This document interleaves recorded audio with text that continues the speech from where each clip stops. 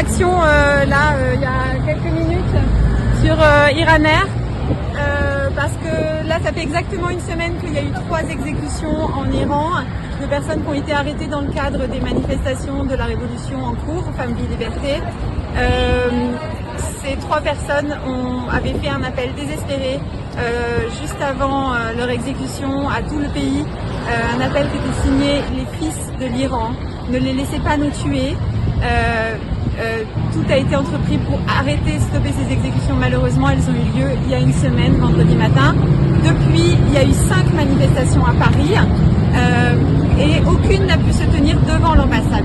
Voilà. Donc on n'a pas le choix de faire autrement, donc de faire ce genre d'action pour alerter les médias, pour demander au gouvernement de sortir du silence complice dans lequel il est rentré. On est évidemment très content et vraiment soulagé que les otages français aient été libérés il y a quelques jours. On s'en réjouit vraiment. Mais à quel prix cette libération a-t-elle eu lieu? On voudrait savoir qu'est-ce qui a été marchandé derrière, si c'est le silence de la France. Voilà, on ne comprend pas le silence sur les exécutions qui se poursuivent. Là, le rythme de la répression est juste démentiel. On est à plus de 80 exécutions depuis le début du mois de mai. Notamment au Baloutchistan et au Kurdistan, qui sont les régions qui ont toujours été au premier rang de la contestation en Iran. Le régime là exerce la terreur au maximum. On continue avec les écoles, les écolières qui peuvent plus aller à l'école parce que les écoles sont ciblées par des attaques chimiques.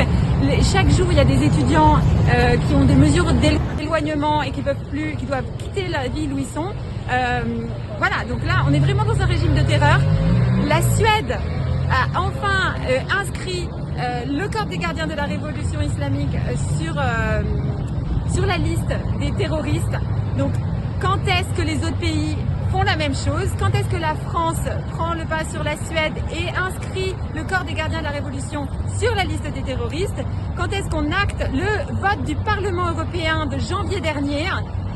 Ils ont voté, nos parlementaires ont voté pour inscrire le corps des gardiens de la révolution sur la liste des terroristes. On ne peut plus attendre encore d'autres exécutions, d'autres massacres, d'autres meurtres, parce que c'est criminel. Et notre silence est criminel. Et c'est inciter, marchander comme on le fait avec les otages, etc. C'est inciter le régime iranien qui est corrompu, qui vend des drones à Poutine, à continuer à prendre des otages et à les taxer d'espionnage et ensuite de marchander leur libération. Donc ça suffit en fait.